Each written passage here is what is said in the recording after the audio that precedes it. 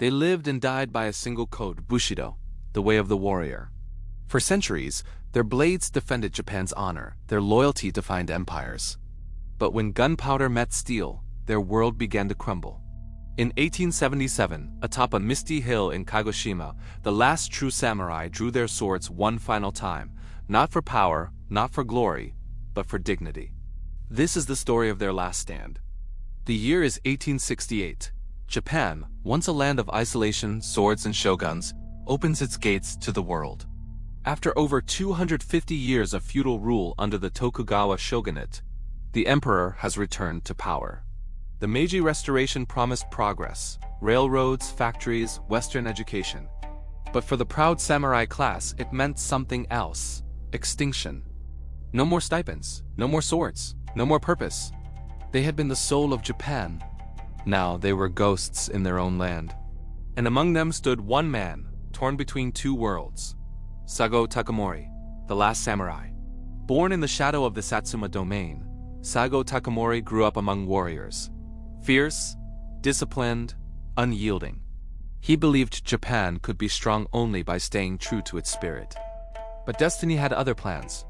By the mid-1800s, foreign ships, black ships as they were called, appeared on Japan's shores. The Americans, led by Commodore Perry, demanded trade.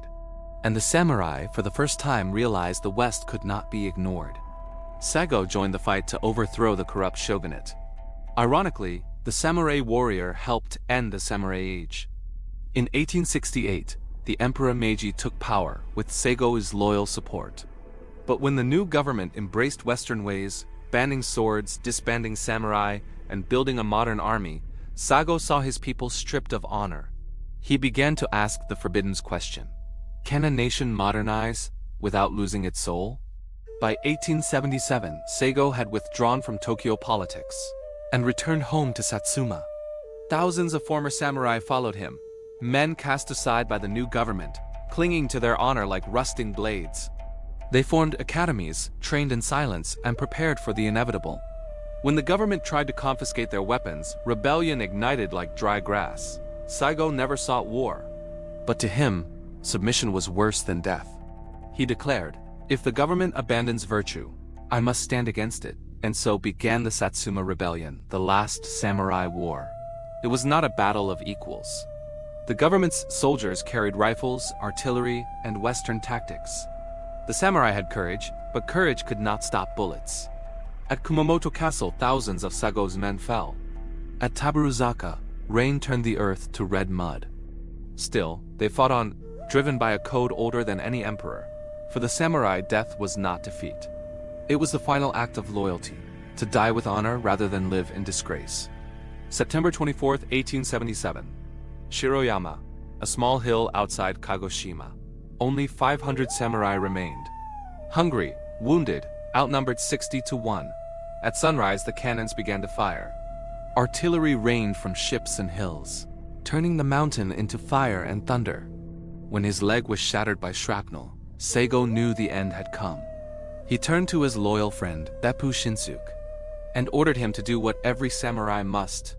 Saigō Takamori, the last true samurai, took his final bow.